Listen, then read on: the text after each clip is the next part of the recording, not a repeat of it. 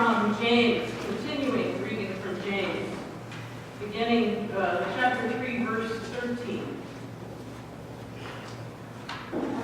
Who is wise and understanding among you?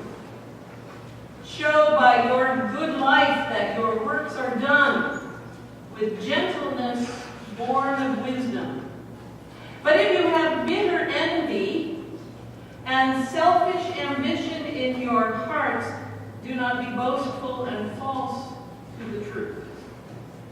Such wisdom does not come down from above, but is earthly, unspiritual, devilish. For where there is envy and selfish ambition, there will also be disorder and wickedness of every kind. But the wisdom from above is first pure, then peaceable, gentle, willing to yield, full of mercy and good fruits, without a trace of partiality or pretense. And a harvest of all good things is sown in peace for those who make peace. Those conflicts and disputes among you, where do they come from? Do they not come from your cravings that are at war within you? You want something, and you don't have it, so you commit murder. And you covet something and cannot obtain it, so you engage in disputes and conflicts. You do not have because you do not ask. You ask and you do not receive because you ask wrongly in order to spend what you get on your pleasures. Draw near to God, and God will draw near to you. Thus ends the reading of the word. Thanks be to God. Okay, I'm going to invite you to do a couple of things, all right? I want you to invite two companions to join you, one on your right shoulder and one on the left shoulder today, okay? These two companions look exactly like you, okay? One's the angelic you and one's the devilish you. And I don't care what side either one of them's on, just put them there. Please invite them to come and sit on your shoulder. Check them out. Hello, hello. You got it? Are they there? It's going to triple the attendance.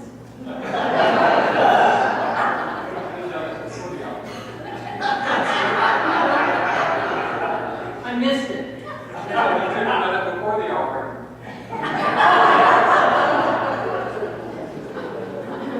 Yeah, I should have. How many of you have ever been in a tug of war? Anybody ever, when you were kids, did tug of war? You know, and in a tug of war, you have supposedly on either side, of the rope, you have two groups of, supposedly people of equal strength, right? Kids of equal strength. And there's always in the middle of the tug of war, there's like a mud pit, right? And the loser of the tug of war gets what? Dragged into the mud pit. In this context, perhaps somewhat deservingly. So I want you to think of the tug of war between the angelic you and the devilish you, and you're in the middle between these two companions of yours that are on your shoulders.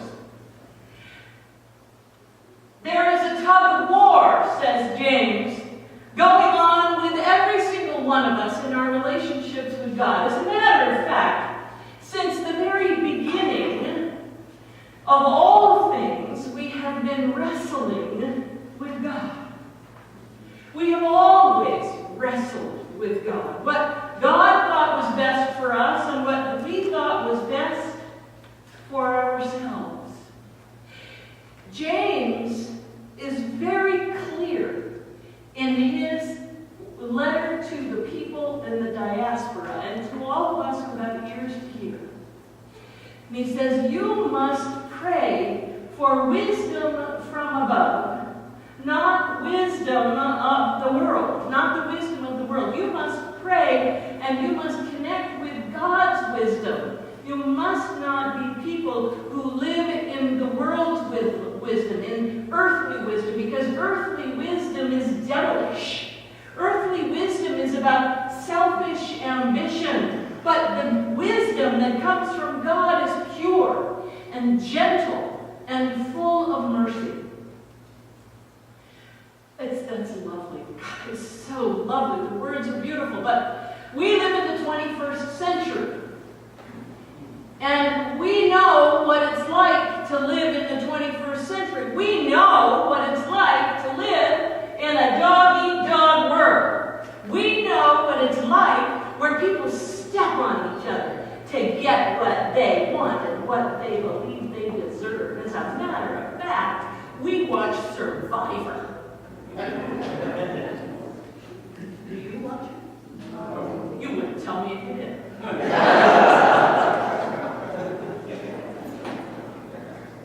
We live in a world where there are literally people who pay money to watch people behave badly. Behave very badly. And you know what? We allow our children to watch that stuff. We allow our kids to watch people behave badly for money. We watch and we're fascinated by how they live and manipulate one another. And we look at them and we say, oh, man, that was a clever thing to do. I wonder how he thought of that. Or, I bet she didn't see that one coming. We look at these reality programs, and particularly this one, Survivor, which I don't witness because I don't watch it, but I have friends who watch it. And they are fascinated by the way people behave badly with each other. And I tell you that this is what our kids are exposed to. What is it that we are teaching to our children? What is it we are living in our lives in this 21st century? Why is it we allow the world to dictate our wisdom? Why is it that we cannot live in the wisdom of God? Why are we afraid? Well, let me tell you why I think we're afraid to live in the wisdom of God, because we think it's weak. We think it's a weak substitute. We're brought up in a nation of that right and might and cunning cleverness that is needed in order to survive in this world. They say might means right.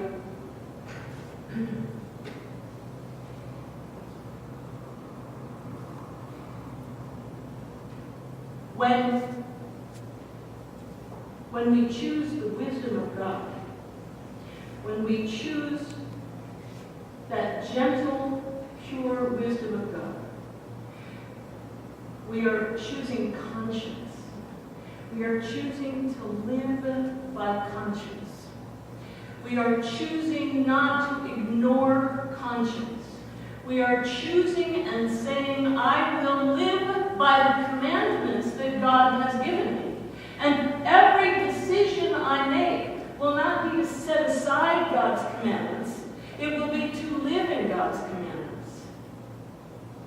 Last week I talked about a little bit, I touched on the territoriality of people in the church, how we have a tendency to get territorial. And a lot, and I'm not blaming anybody, because we all have this problem. We all want to get points on that scoreboard in the sky. We want our good works to go noticed, not unnoticed. We want our good works to reflect on us and reflect on how good we are as God's citizens of the world. But if we do our good works because we are ambitious, because we want to impress, because we are envious, or we want people to envy us, then we are doing our good works for the wrong reasons. Do you follow me on this? It gets really tough, but it gets convoluted. But if we do what we do because we want to be seen as being good, then we do what we do because we are ambitious. This is about selfish ambition. And that's what James is trying to tell the Christians in the diaspora. It can't be about you. You want something, so you murder someone for it. Now, that sounds extreme, what he says there in chapter 4, verse 2. It sounds very extreme. K.D. Lang wrote that song, Constant Cravings. Does anybody remember it from the 1990s? Constant cravings. And I found it very interesting that James uses the word cravings. It is our cravings and our desires for gratification, to have our own needs fulfilled, to have our ambitions fulfilled, to feel something inside ourselves that makes us feel worthy or good or like God's gift.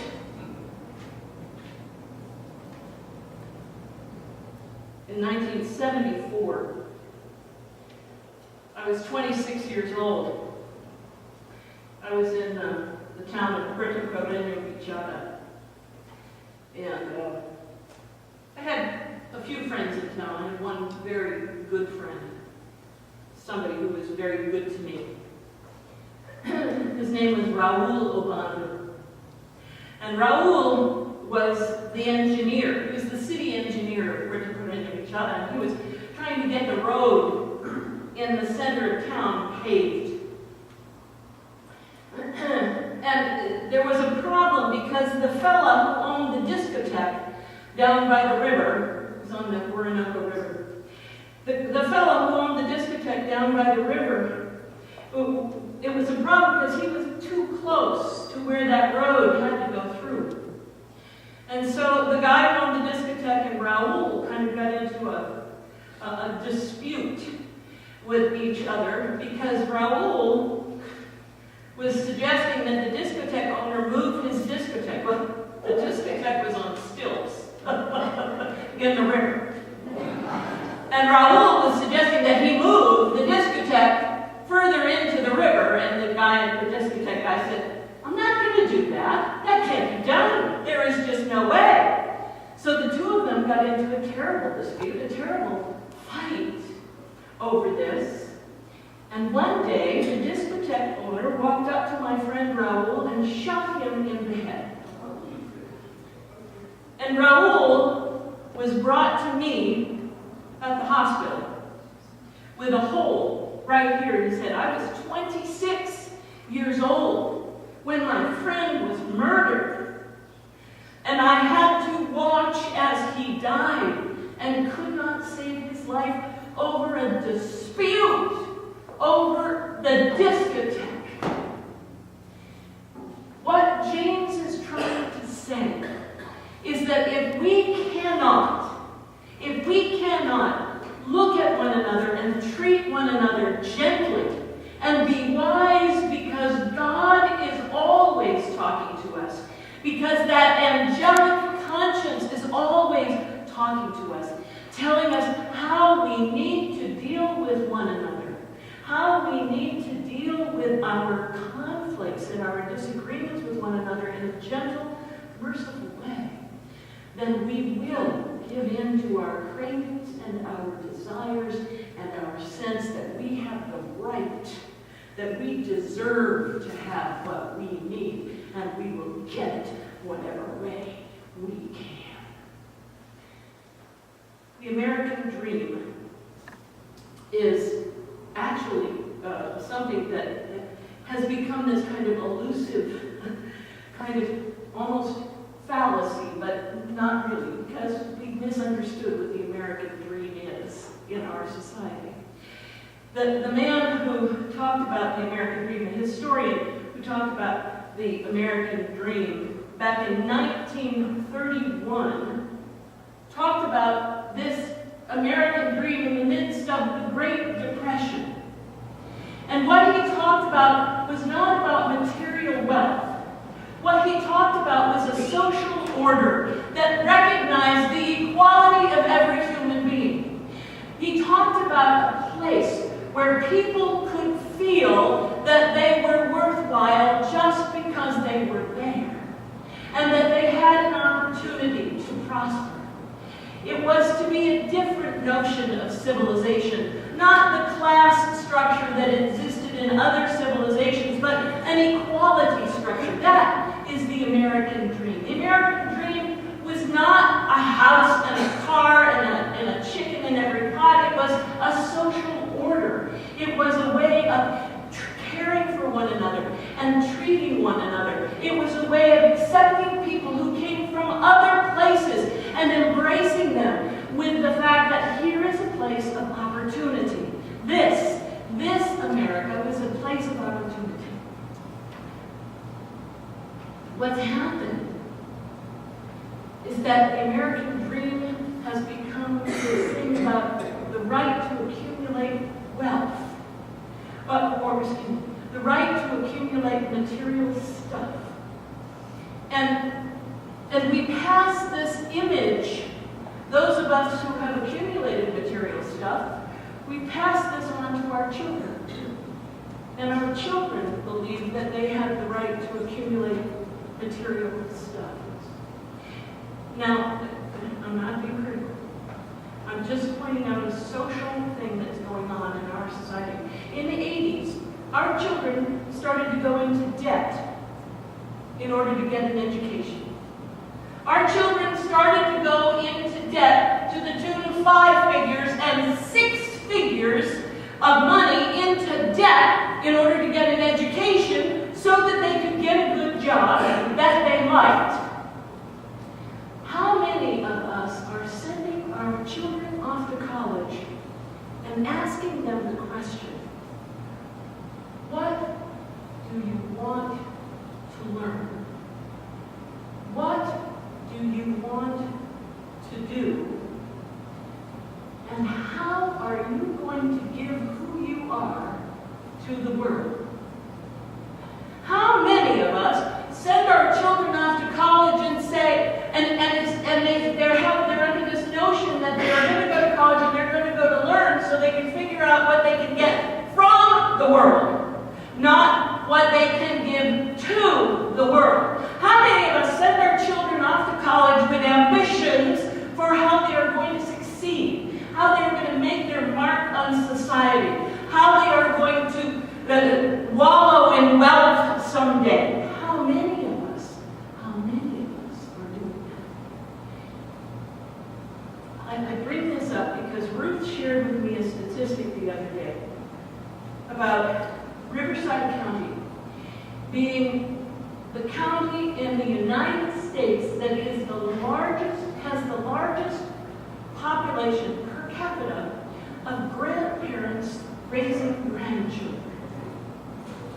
Riverside County is the largest county per capita of grandparents raising grandchildren. There is a generation of children who have been lost in a miasma of the pall of ambition that has flooded over this society.